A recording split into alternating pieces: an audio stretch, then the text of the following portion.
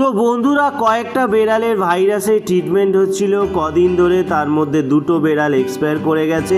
আর এই যে বেড়ালটা অনেকটা লড়াই করে এখন কিন্তু ভালো আছে, মানে ম্যাক্সিমাম রিকভার করে গেছে। আর দুদিনের মধ্যে একে ছেড়ে দেবো।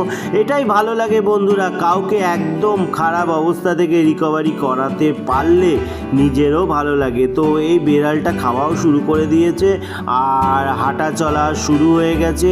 উইকনেস অনেকটা বেড়ে গেছিলো, বমি পটি কন্টিনিউ হয়ে যাচ্ছিল, সেই জায়গা থেকে কিন্তু ম্যাক্সিমাম ফিট হয়ে গেছে। আজকে হচ্ছে আপনার 6 তারিখ, 6 অক্টোবর আজকের ভিডিও।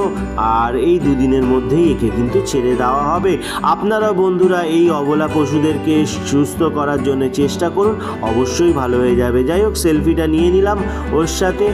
আর অবশ্যই ও ভালো থাকুক, আমি এটাই চাইবো, ভগবানের কাছে প্রার্থনা।